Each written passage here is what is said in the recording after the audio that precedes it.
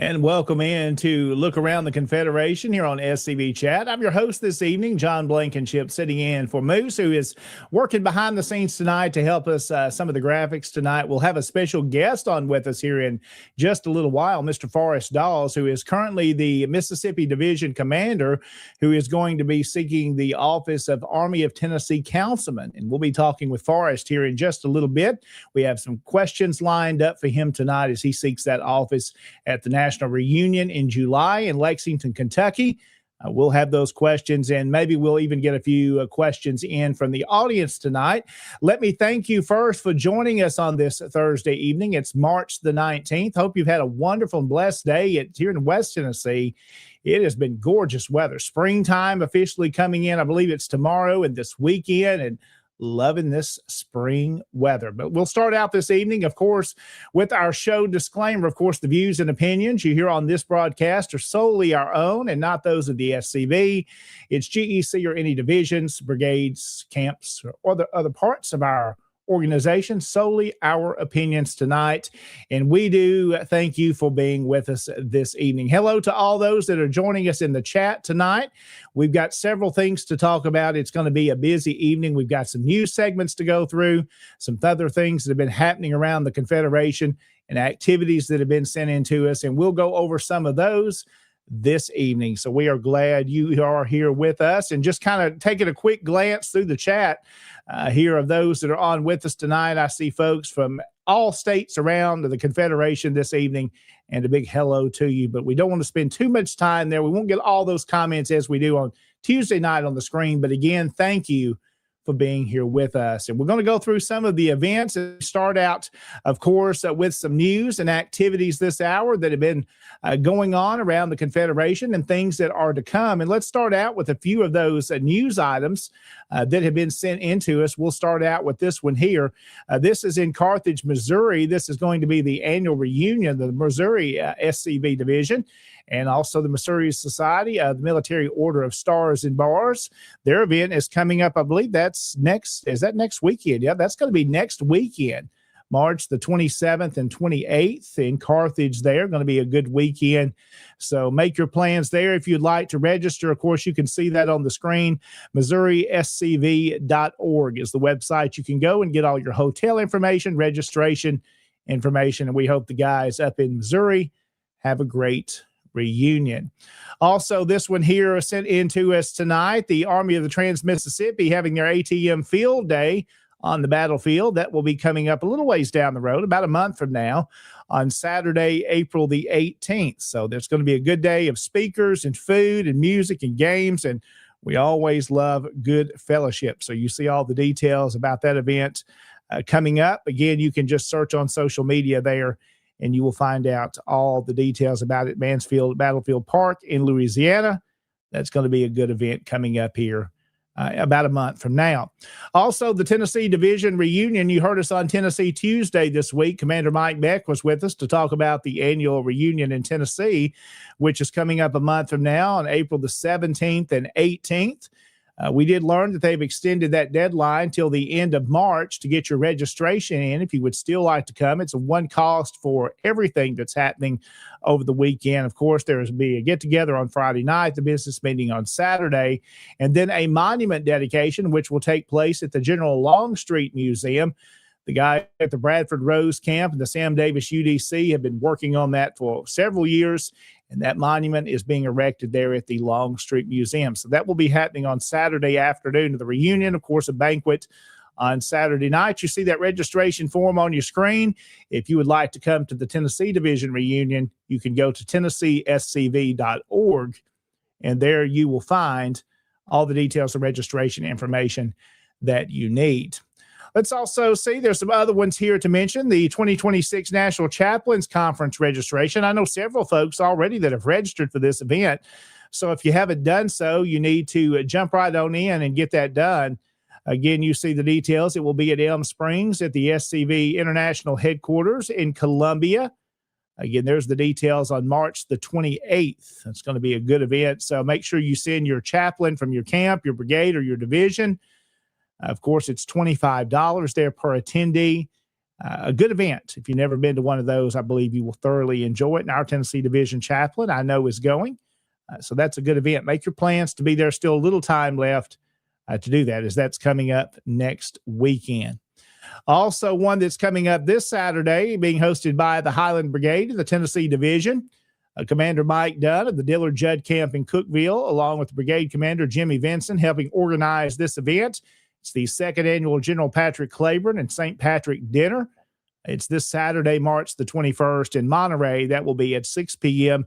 They've worked really hard, the guys there, to make this a very good event. So if you're up that way and want to have a good weekend and some good food and fellowship and a good program, that's coming up this Saturday at 6 p.m. Again, there's some of the events that we know that are going on and that are coming up here in the near future. So make your plans to be at some of those. Also, another one coming up a little over a month from now on Saturday, April the 25th. It's the 23rd Annual National Confederate Memorial Day service that will be there at Stone Mountain. If you've never been to Stone Mountain, that's something you need to plan, and this would be a good one to take that trip to. It's Saturday, April the 25th. From 10 until 1, the keynote speaker is Pastor John Weaver. So if you've never heard from Pastor Weaver, and just great programs, he put out some CDs several years ago and some different talks. You will thoroughly enjoy his program. And again, a full lineup of activities that day. You can see they need some assistance with cannons and an honor guard.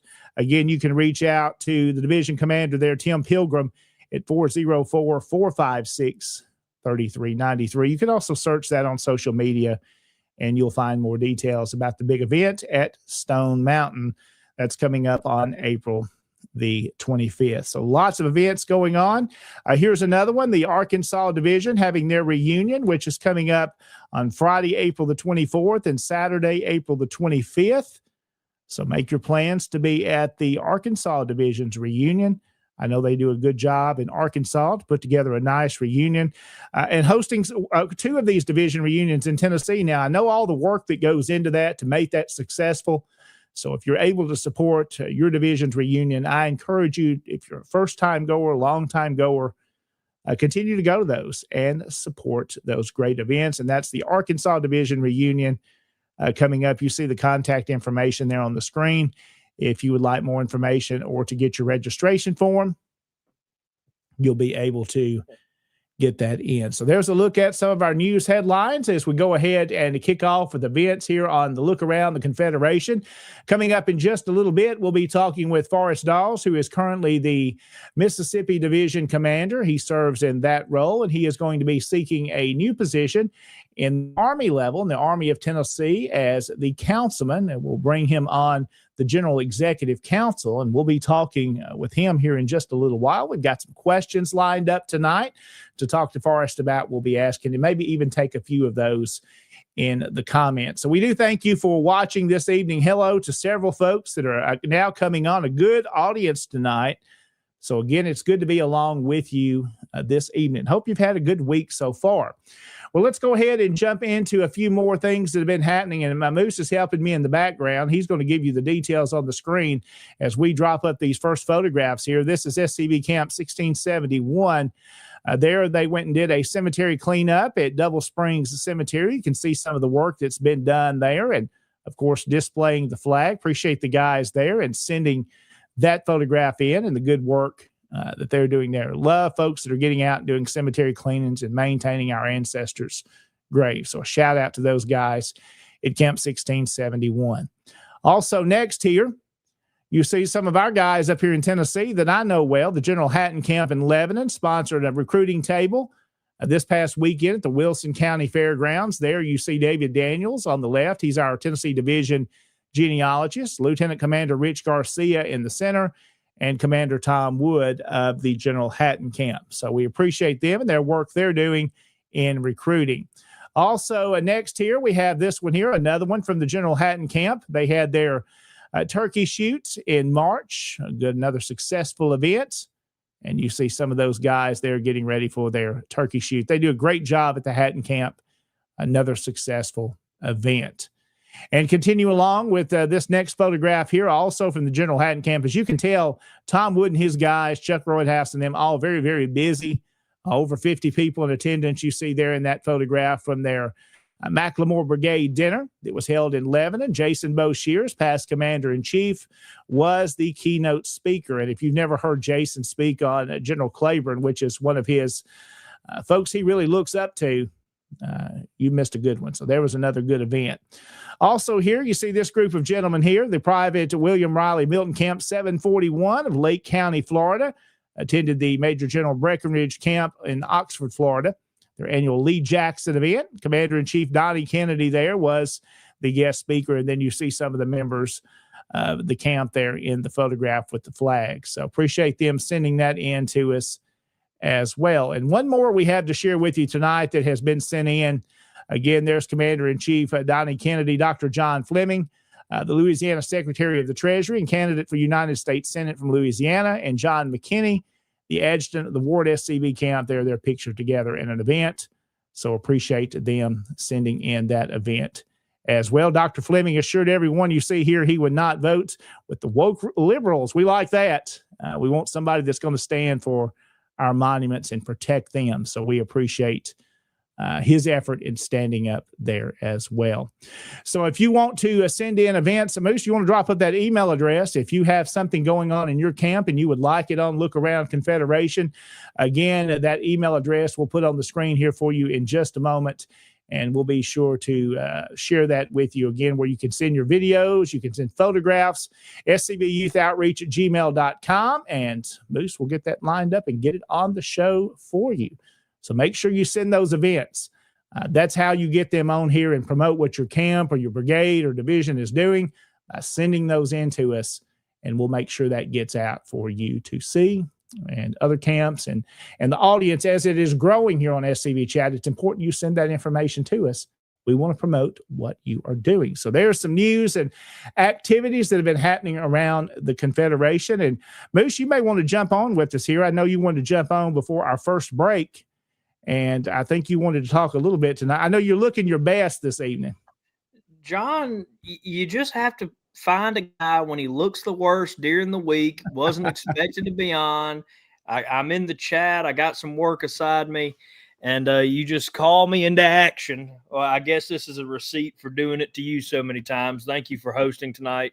Yeah, absolutely. Commander Blankenship. And I'm on to talk about a quick update from our Commander-in-Chief, Walter D. Donnie Kennedy. And he says as follows. He wanted to talk about the HK Memorial Fund, and he asks, please take the time to go to our website, www.scv.org, under the donation tab, and donate to the HK Egerton Memorial Fund. Let me just fix that real quick. It will go to put a memorial bench to HK near the Forrest Plaza and enroll him into the 21st Century Confederate Heroes Project. Awesome. Any funds raised above the amount needed will be divided between the Forrest Plaza restoration effort and the Museum and Elm Springs Fund. Those individuals, camps, or other organizations donating to HK's fund will be listed in our 21st Century Confederate Heroes book as HK donors. We pray that God will keep HK's memory alive as we continue the fight that HK fought so well. God bless America, and God save the South. And we actually, this is what HK's bench will look like at headquarters. Nice.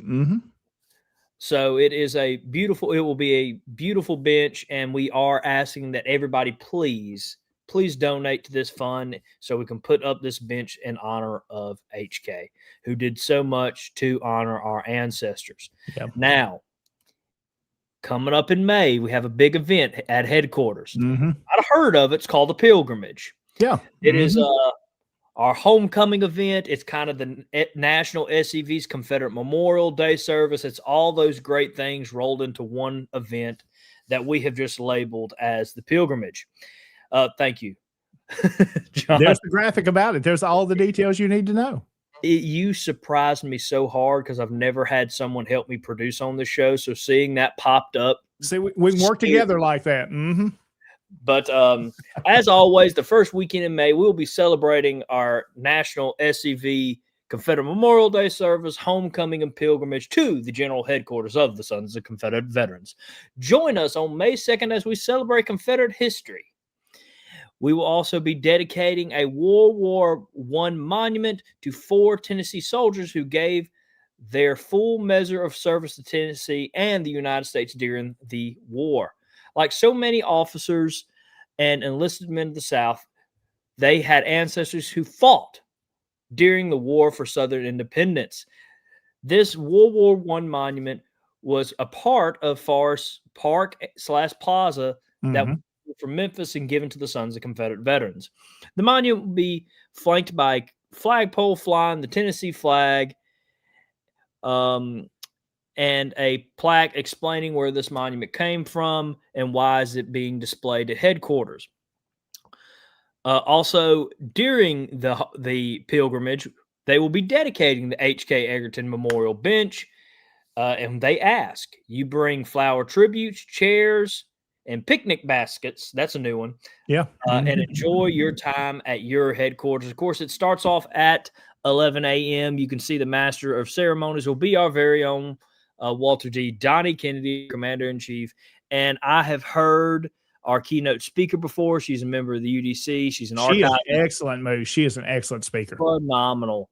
I am so happy I get to hear her again. She actually spoke at the Mississippi Division reunion not too long ago. I believe it was last year's reunion, and she was phenomenal. It will be an honor to hopefully record this event again and to hear her speak. And let me tell you, if you've not heard her, you need to go hear her speak. So if you don't have anything going on that day, I will go to the pilgrimage at the Sons of Confederate Veterans headquarters. And it's going to be a fun time. It's always, I've been several times before. Love going to headquarters. Was there just this past weekend, Moose.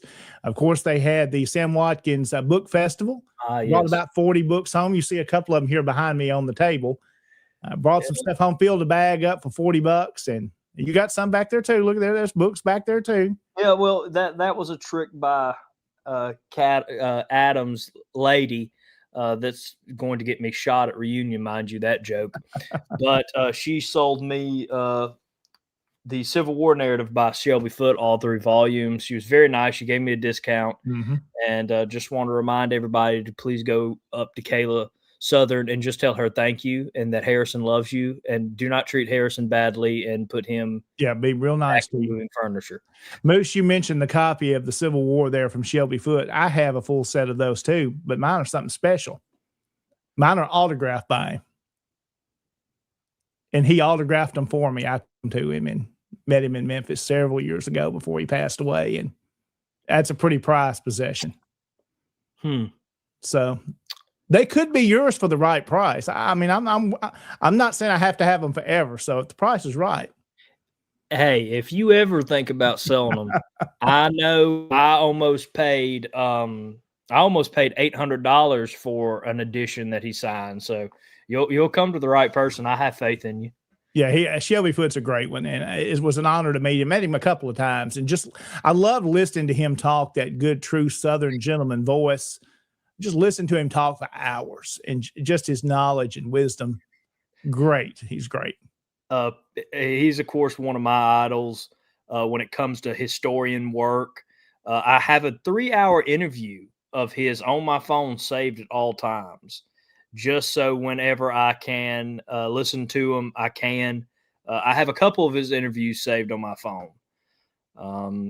So yeah, no, I love Shelby Foote. So yeah, that's very neat. I'm extremely jealous. I lost the eBay war for a signed copy, and I got these from headquarters. And I was like, well, if I can't get them from a signed copy, I'll get some. At least you've got a set of them now, so that's good. Have you read through them yet? Have you read through the 3-book volume? I have not. So I've read through them. It's been several years. I really need to read them again. I am looking forward to starting to read them sometime after May. I said I wanted to wait a couple years when I originally figured out about Shelby Foote and learned about him. But now I feel like I'm primed and ready to just read and enjoy him. I'm not going to take notes this time. I just want to read and enjoy his work because I loved Shiloh. Yeah. That's kind of how I got started. Is someone recommended for me to read Shiloh when I was at Ole Miss, and it took me down the rabbit hole. But right now, I'm actually reading a book, and I can't tell you what it is because we have gotten the author to agree to come on to be one of Oh, our wow. big guests in April. So I can't tell you that one, but I am currently reading a book and taking notes on it. So hopefully I can give this guy a good host. But man, that'll be great. oh, I can't wait. I can tell you about it off the air, John. You're in the Yeah, I'm anxious to hear that. You'll have to let me in on that secret. And you mentioned authors tonight, and I think this would be a perfect segue to go into our show sponsors this evening. One of those is booksbylarry.com. This is, of course, Larry McClooney. What did you think about that segue? Was that pretty good? Oh, the segue is fantastic. The picture of Larry is even better. That is a past commander-in-chief. That is a former educator. Yes. Of course, he's one of our show sponsors, his new book, Paradox of Freedom. And he was at Elm Springs this past weekend, and I didn't get to hear his presentation on the book. Me and Jason were outside making videos, playing in the yard.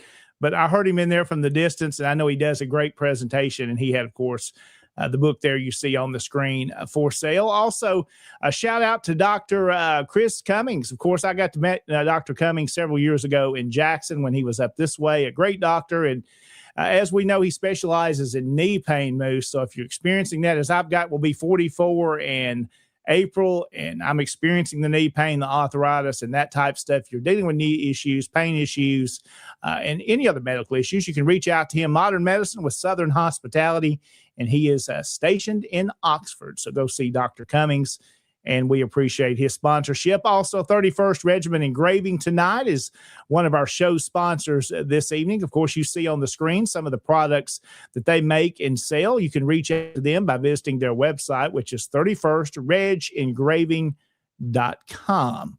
And you can learn more about them. We appreciate their sponsorship this evening. Also, Beauregard's Tailor, and you see the products there that they offer, such as flags, lapel pins, T-shirts, and then, of course, the War Between the States reproductions, as you see there on the left side of your screen. Just some of the products that they can offer, and you can check them all out on their website, which is beauregardstailor.shop. So we appreciate their sponsorship. And finally, tonight, the museum at Market Hall, which is the home of the Confederate Museum since 1899 in Charleston, South Carolina. I got to visit that for the first time a couple of years ago when the National Reunion was held in Charleston. Again, they're open on Thursday through Sunday, 11 to 4. And as their motto is, if the flag is out, they are open. So that is a museum you want to go see and support. And we do appreciate their sponsorship and support of SCV Chat and all the programs that you see here on this network. So some fine sponsors we got. I know there's a new one coming on soon. We're working out the details there. And Moose, how can they become a sponsor for a regular sponsorship or also a Patreon sponsor? Tell me how that works. Well, it's quite simple. So for $2.50 a month, you can just give us some general support. You get some behind the scene content. You can message us. You can talk to us. But for $10 a month, that's when it gets interesting. You get your name displayed at the end of every SCV Chat produced episode. And of course, you get a lot more behind the scenes content, your own show. You technically have two, but we'll blame Connor for the lack of the other one, even though it's my show. And he's not here to defend himself. And you, of course, get so much behind the scene content, especially you want that this year because we are producing some one of the kind videos. Connor and I have talked about it. We believe these short educational videos are some of the things that we're going to be really knocking out of the park for SCV Chat this year. Be the first to see it and be the first to help with the script. Yeah. Give us some of your thoughts. Give us some feedback. And then, of course, for $30 a month, you can get exclusive SCV Chat merchandise that not even me and Connor, the co-owners of SCV Chat, have access to. And of course, for $80 a month, you can sponsor our show. You, of course, get your slide at the beginning. You get a great commercial break. Hopefully you've enjoyed it at the middle of the show. And of course, our eternal thank you and a way into the script. And of course, you never know what can happen because we just had a Beauregard sponsored episode with Beauregard's Tailor with Fun with Flags. And I can confirm. Now, I don't want to reveal who the book is yet, but I can say the museum at Market Hall will kick off the very special Monday episodes of April. So the first Monday in April, we will have the Museum at Market Hall on to talk. Of course, April is a big month for us here on SCV Chat, where we knock it out of the park, and we usually have reached hundreds of thousands of people that month. So we highly encourage y'all check us out there and thank them for agreeing to come on. Support us and check us out on scvchat.com. And without further ado, I'll take my four-eyed self out of the equation, and I'll let y'all get to why you were here in the first place. Absolutely. Well, let's do this. We'll go ahead and Moose, thank you. We'll bring Forrest on now. Go ahead and bring him on the screen. We're going to welcome him in, and we're going to take, after we do a little intro with Forrest, we'll take a quick break here, and then we'll come back and we'll get into some questions. So Forrest Daws is our guest this evening. Forrest, who is currently the division commander in the state of Mississippi and is going to be a candidate for the position of the Army of Tennessee Councilman, which will put him as a sitting person on the GEC, and we're looking forward to talking with Forrest tonight. And Forrest, welcome in. Well, thank you. I appreciate the opportunity to be with you all this evening. Well, Forrest, we want to kind of talk a little bit of personal information about you. We want to learn who you are, and let's kind of talk a little bit about kind of how you got interested in history, and maybe even how you got up to join the SCV to where you are today. And I know with a name like Forrest, you've had a connection to history since birth for you. Absolutely. So I have been a history fan all of my life. Probably, if I had to say where it started, when I was about first or second grade. My parents took me on a family trip, and we went to Virginia. Primarily on that trip, it was more revolutionary history. We went to Williamsburg, Yorktown. But certainly have always been fascinated with all history, but primarily U.S. history, and primarily the War for Southern Independence and before. My name does carry a certain historical relevance. It's been heard somewhere along the way. I've heard that name somewhere in Southern history. Yes.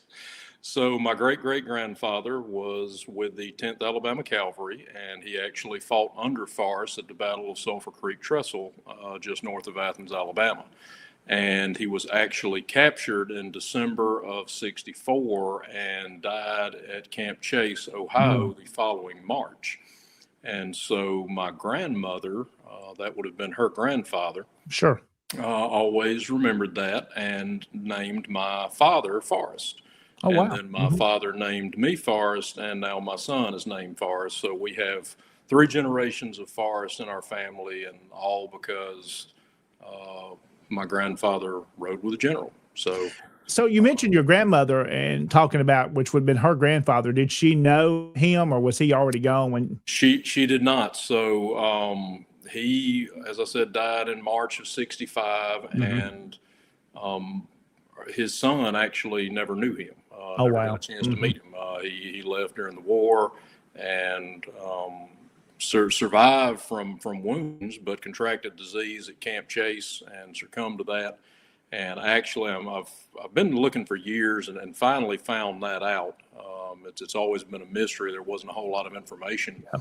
And I finally found that out about a year and a half ago. And so we're very excited when we go to the national reunion this year. We're going to drive on up to Camp Chase.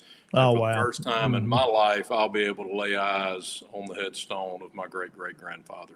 That's an exciting thing to be able to do. Experience that before, to get to see those ancestors where they're laid to rest. So, Forrest, let's talk a little bit about, you kind of told how you got involved in history and the interest there. What really got you started in the SCV? How long have you been a member, and what got you the interest there?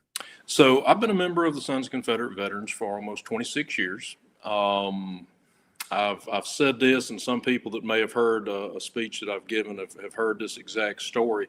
There was a time I did not know the organization even existed. In the late 90s, after I was discharged from the U.S. Navy, I decided to go back and complete my undergraduate education. And I chose the University of Mississippi as to where I wanted to do that.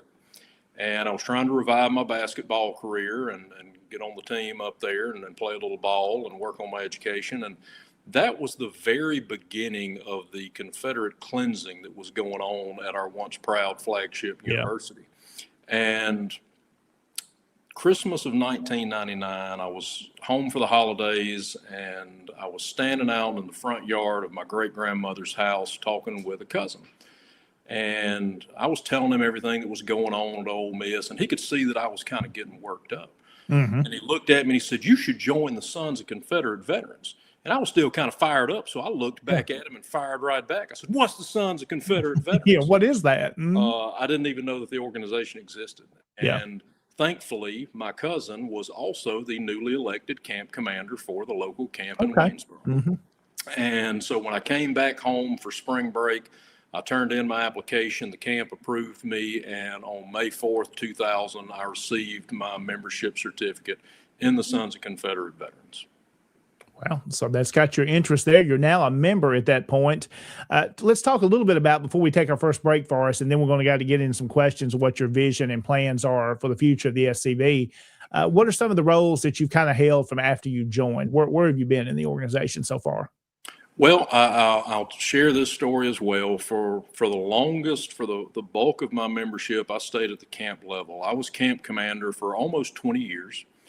And I want to also pause here and say there's absolutely nothing wrong with that. I think I've done some of my best work at the camp level. I've said over and over, the individual member and the individual camp is the backbone of this organization. And so I'm not in any way demeaning someone staying involved at just the camp level. Quite the opposite. I encourage that. However, when it all changed for me was in 2019. The Mississippi Division elected the youngest division commander in our division's history, George Connor Bond, and he called me up and asked if I would serve as chairman of the Division Monuments Committee. Okay. And I said, absolutely, I would be honored to do that. That was my first position outside of the camp level. And I said, what does the monuments chairman do? And so he and I talked a little bit, kind of got a game plan together. I started traveling all over the state, taking photographs, documenting the condition of our monuments, locations, things of that nature. And it was all pretty straightforward until the spring of 2020. And I don't think I have to remind anyone in our organization what happened in the spring of 2020. And for me, it all changed when I stood in my living room on the phone with the Birmingham Police Department as the Confederate monument in Birmingham, Alabama was defaced and absolutely nothing was done. Yeah. And it was at that point I said, okay, I've got to get more involved. I've got to get involved at a higher level in this organization. And that next term, I ran for 5th Brigade Executive Councilman here in Mississippi. I won that. And I jumped from there to First Lieutenant Commander. And immediately I kind of got thrown into the fire on that. Our newly elected division commander had some serious health issues, and I ended up having to step in and fill in. I did not, he stayed in office, but he was in the hospital for a while, and I kind of had to take the reins. And so then this past summer, I was elected as Mississippi Division Commander. And in between all that, I also was asked by past Commander-in-Chief Jason Boshears if I would serve as Historian-in-Chief. And then our current Commander-in-Chief, Donnie Kennedy, asked me to stay on in that capacity. So those are some of the positions that I've held, again, mostly within the last 5 or 6 years. And I can honestly say I've learned something at every position that I've held in this organization that has prepared me for the next step in my journey. Well, we're going to be talking more about that next step coming up here in just a few minutes. So, Forrest, if you'll stay with us, we need to take our first break. We'll come back, and we've got a list of questions we're going to go through and let you answer those tonight. And if time permits, you've even agreed to maybe take a couple from those that are in chat tonight with us. So we appreciate you being with us. So let's go ahead and do this first break. We'll come back. We'll be right back on Look Around the Confederation on SCV Chat. There is a place nestled in the rolling farmland of southern Middle Tennessee. A home constructed in 1837, nearly lost to the ravages of war. Saved by a servant and a Confederate general. A place where families loved and lost. If walls could talk, what stories could be told. If a place, a home, can feel love, loss, pain, surely this is one of those places. Nearby is a more recent structure, and inside are the stories of heroes and heroines, stories of battles won and lost, stories of sacrifices made by the people of its native soil. A place that will tell the true and complete story of the Southland and the war fought for its freedom. From the causes that led to the conflict to the modern-day struggles to protect Southern history. Historic Elm Springs and the Confederate Museum at Elm Springs are the general headquarters for the Sons of Confederate Veterans. A place where the story of the Southland and its historic struggle is preserved and told. Come and discover your history. And welcome back in to Look Around the Confederation on SCV Chat. I'm your host tonight, John Blankenship, sitting in for Moose for this special edition. Of course, of the program tonight is our guest is Forrest Daws, who is currently the commander of the Mississippi Division of the SCV, and he is a candidate now for a new position, the Army of Tennessee Councilman, which will if elected, will put Forrest on the General Executive Council. We've talked a little bit about his background so far and how he got involved in the organization and to where he is currently. And now we kind of want to jump in, Forrest, to a few questions here and to see where you want the SCV to go in the future.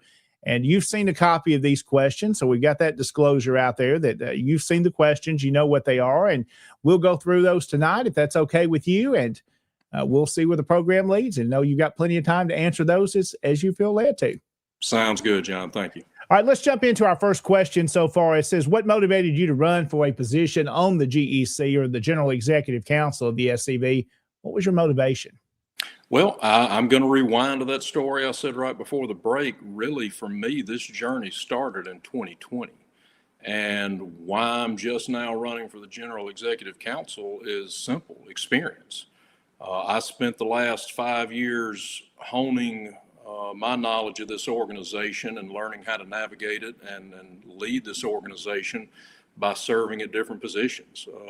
Brigade Councilman, First Lieutenant Commander, Mississippi Division Commander, an appointed position at the national level with Historian-in-Chief. I've attended the last several GEC meetings just to sit in and see how things operate. So the motivation really for me came several years ago, and I'm just now at the place to where I feel comfortable enough, like, yeah, I'm ready, I can do this now. All right. Well, our next question tonight for you, Forrest, is how do you envision your role contributing to the overall mission and the goals of the SCV? Well, I think first and foremost, I'm a doer. I'm a take the bull by the horns kind of guy. I don't like kicking the can down the road. I do believe in doing due diligence. I do believe in prudence. I do believe that sometimes, you've got to look at things from all angles. But once you've done that and formulated a plan of attack, it's time to attack. And so from my standpoint, I want to be very proactive. Anybody that knows me knows I'm willing to roll up my sleeves and do the work. When I was a basketball coach, I never asked my players to do anything that I had not done myself, and in my younger days would still do. If they're going to run sprints, I'm going to run sprints. If they're going to be in at a reasonable hour, I'm going to be in at a reasonable hour. So, I'm not going to ask the membership to do anything that I'm not willing to do myself. I'm definitely a lead from the front lines kind of guy, and that's the philosophy that I've got that I want to bring forward. Well, Forrest, what are some specific initiatives or changes maybe that you would like to see if you get brought on to the General Executive Council? Well, there's a few things. We've got a few different things going on here in Mississippi that I feel like could benefit the national level. One thing, and I know some other divisions have done this as well, but one thing that we have started over this past year is we created a division level cadet program. And I'm in no way trying to talk ill of the National Cadet Program. Sure. Quite the opposite. My son was the 7th cadet member in the Confederation. As soon as they announced that program, I was very excited, thought it was great, signed him up immediately. But, you know, he got a certificate, he got a pen, and that was kind of it. And so I thought, you know, we really need to be engaging our children. And people ask me all the time, and I'm going to brag on him a little bit. You know, people see my son and he's in his 20s and he's holding national office, division office. He's camp commander. He's on fire for the cause and he's leading in every direction. And people, you know, see other young men that age that you can't even get them to join. And they're like, how did you do it? One of the things is I involved him. I involved him and I engaged him. One of the earliest things that I think he'll tell you he can remember is every April he went with me to the cemetery to set flags out. And, you know, when we first started, I don't even think he really knew what we were doing. But he was there and he was seeing me do it and setting that example, and I was involving him. I brought him to meetings with me and let him see how the organization works. And I didn't just stick him over in a corner. I encouraged him to ask questions. I encouraged him to be a part of it. And so I think that's something that we could use on the national level. We've got this cadet program. Let's kind of re-energize it. Let's engage our young people. Another thing that I've talked to a lot of people about, and this is something that a lot of people have various opinions on, and you know, the good Lord gave us that right. You can have your opinion, I can have mine. But I do think that recruiting is something that it's not a one size fits all.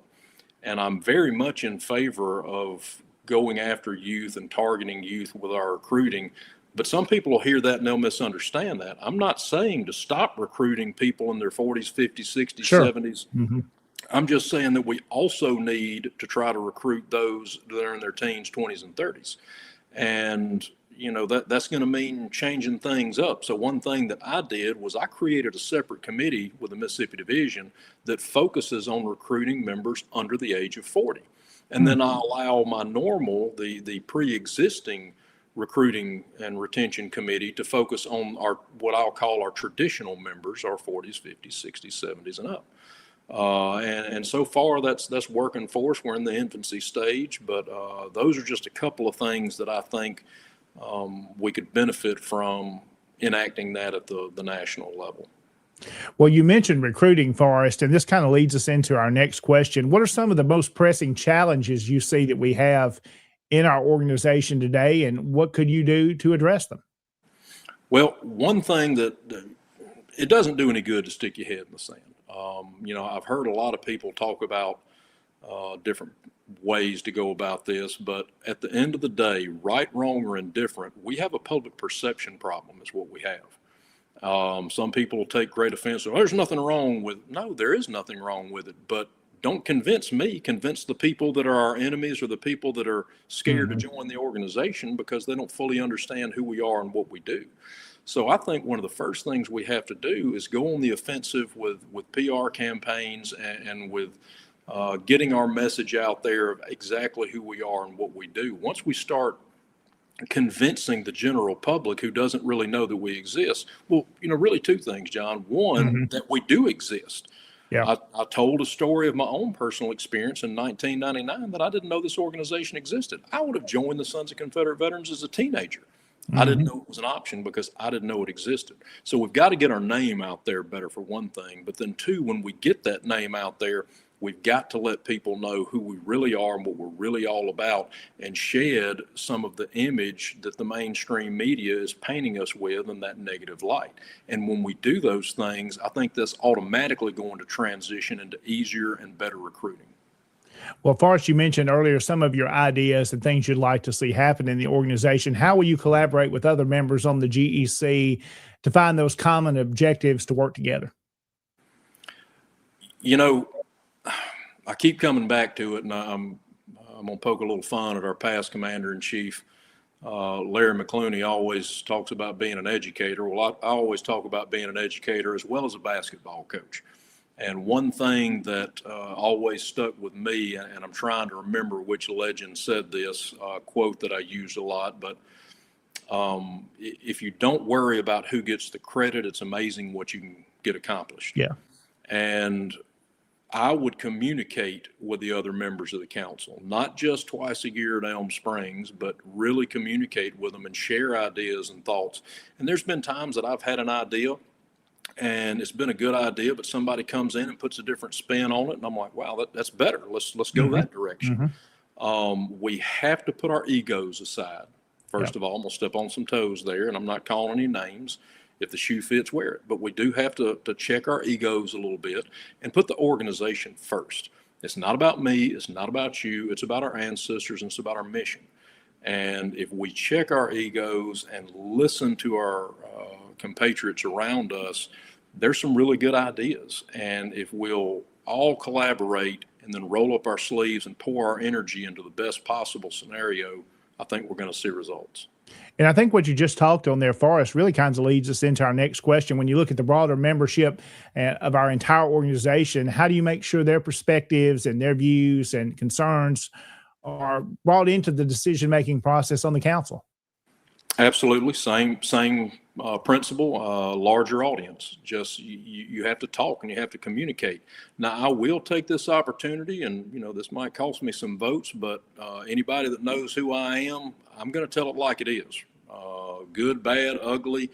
I will own it when I make a mistake, but I'm going to ask you to do the same thing. Some of our members have to do their job in communicating with us. I can't tell you the amount of times I've come up to people and said, well, I didn't know anything about that. Well, did you read your veteran? Have you signed up for the Telegraph? Yeah. Are you doing your part to communicate with headquarters? And oftentimes the answer is no. They're not reading their veteran. They haven't signed up for the Telegraph, or they don't read it when they do get it. That's your fault. When you point the finger, three's pointing back at you. And I hate to tell everybody, but a room full of a handful of men in Elm Springs is not who's to blame or the successes or failures of the organization. It's all of us. Those men are simply trying to represent the people and lead the organization. But at the end of the day, it takes every single member we have. I started out with that as well. The strength of this organization is the individual member and the individual camp. Are you doing your part? I'm going to work hard to make sure I do my part, but you've got to do your end too.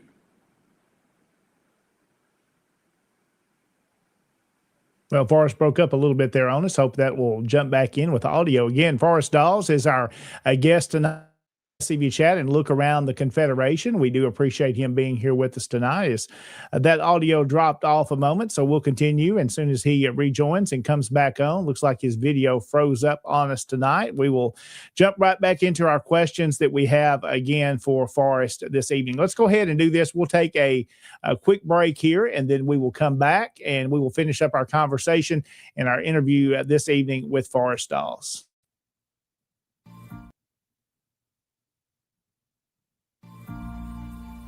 When my mother was in college, she danced with Confederate veterans. To me, it wasn't that far away. My father knew this. My mother knew this. Almost 50 years ago, I joined the Sons of Confederate Veterans. In those days, we weren't concerned about saving monuments or any of those things. That wasn't. When my mother was in college, she danced with Confederate veterans. To me, it wasn't that far away. My father knew this. My mother knew this. Almost 50 years ago, I joined the Sons of Confederate Veterans. In those days, we weren't concerned about saving monuments or any of those things. That wasn't necessary. In fact, none of us had any remote idea that it would ever come up. We can't just sit there and react. We have to be proactive. Or, as Robert E. Lee said, the best way to disrupt your enemy's plans is to strike first. Everyone should do all in his power to collect and disseminate the truth, in the hope that it may find a place in history and descend to posterity. History is not the relation of campaigns and battles and generals or other individuals. but that which shows the principles for which the South contended and which justified her struggle for those principles. If you're looking for some place to be where you think you're going to accomplish something to save our history, go to the Sons of Confederate Veterans. I'm Thomas Lee Jesse. I'm a descendant of Private Daughtery Gilmer, a Confederate veteran.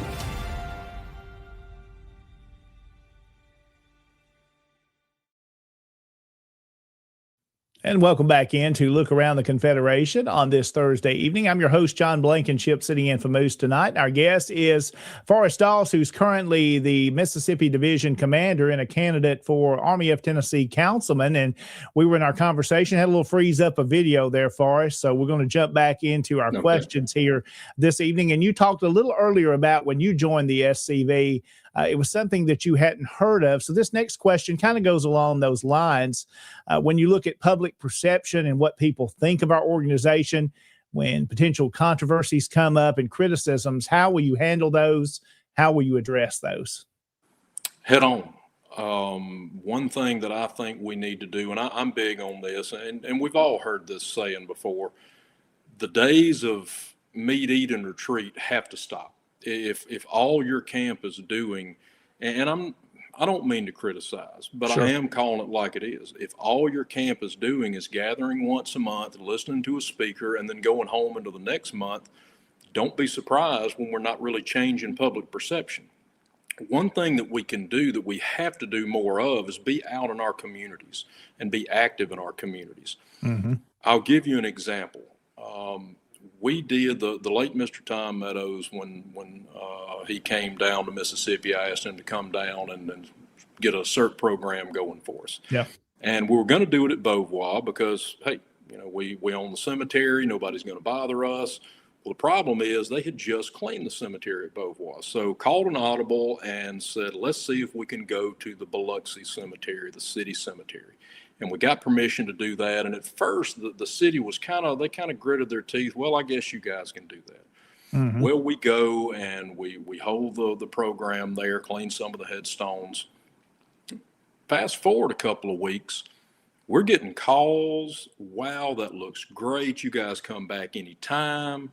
We completely changed the perception of who we are and what we do with that one project that we did. Just one CERT class in a city cemetery. And all of a sudden, the people at City Hall went from gritting their teeth and holding their nose to big smiles when we walk in the room and welcoming us. Yeah. But you've got to get out of your comfort zone sometimes to do that. The definition of insanity is doing the same thing over and over and hoping for a different result. Nothing wrong with the things that we've done in the past. Nothing wrong with some of the things we're doing now, but we do have to think outside of the box. And to me, key among that, and it's going to depend on where you are, what community you're in is what is going to be a good choice. But the key to it is to get out in the community and be involved and showing people who we are and what we do. And when we do that, there's going to be some people that we're never going to win over. Sure. You got to accept that. You're not going to get 100%. Heck, you're not going to get 100% amongst our own organization. Somebody's going to be complaining about something. But those that are on the fence, which in my opinion is the majority, we will win them over if we just get out in the community and show them who we are. And then next thing you know, you're going to have somebody that's not even a member standing up saying, wait a minute, no, I know those guys. They're good people. Absolutely. Good point tonight. I want to share this one comment here for us from past Commander-in-Chief Chuck McMichael. A majority of a camp's activities should be between meetings, not at it. A very good point he makes there. Absolutely. Absolutely, Commander. I agree with that 100%. But between those meetings, that's, well, really the same thing. I'll get biblical for a little bit. It's not about what you do on Sunday morning. It's about what you do between Sundays.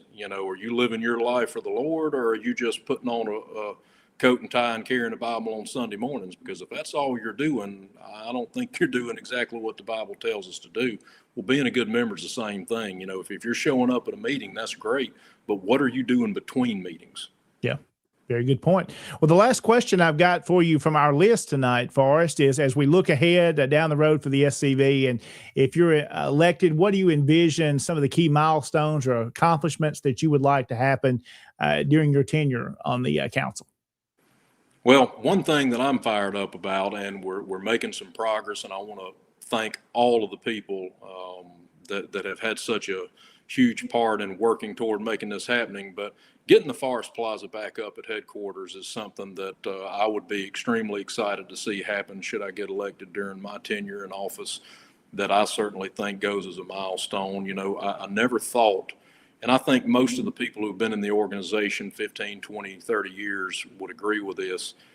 I never thought I would see the day when we were digging up bodies and moving them because people thought they were offensive. And now here we are, we've got an opportunity to recreate that plaza and give it the honor and respect it deserves right there on our home campus. So that's certainly something that I'm excited about seeing. But, you know, something else is membership revitalization. I want to see a surge in our membership. To me, that would be a huge milestone.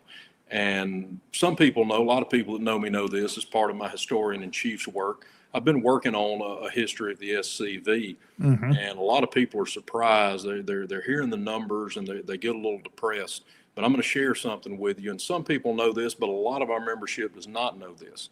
In 1949, there were 526 members in the Sons of Confederate Veterans nationwide.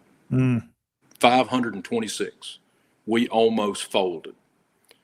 One man, and I'm grateful to call him a Mississippian, Dr. W.D. McCain, stepped up and took the role as adjutant in chief in 1953. By the time 1963 rolled around, they had doubled their membership. By the time he stepped down in 1993, 40 years after taking the position, there were over 30,000 members in the organization. Wow. We had a permanent headquarters, and the treasury was flush. That's because a small group of people rolled up their sleeves behind good leadership and got to work. We did it before, and we can do it again. Well, Forrest, man, it's been great tonight. These questions, great job. I appreciate your professionalism and answering all these questions tonight and being on with us. And before we wrap up, I know we mentioned if there's any questions in the comment section here tonight, and those that are viewing, you'd be happy to take a couple of those. Some nice comments, and I know you've probably watched some of the chat tonight as well. Several folks have said some very nice things this evening, and a good viewership this evening. But as we get ready to wrap up tonight, anything else that you would want to include that maybe we didn't have in those questions that you'd like to say? Well, I've been doing a lot of speaking, obviously. Call it campaigning, call it what you will. I tell people all the time, whether I get elected or not, I'm really not going to change what I do. A neck ribbon or a title is not defining me. I'm going to continue to work for my ancestors one way or the other. But I have been traveling a lot and giving a lot of speeches. And this is what my challenge is to all the camps and the people that I've spoke to. Go back to what motivated you to join in the first place. Remember what it was that lit that fire inside of you. Let that fire reignite, but now take that fire out and fan the flames. Yeah. That's exactly it. We have one question tonight. Now, you've kind of touched on this, but I want to go ahead and share it with you. Al had this to say, Commander, what would you do differently in order to better recruit younger members? You've kind of touched on that tonight. Do you want to add anything else to that?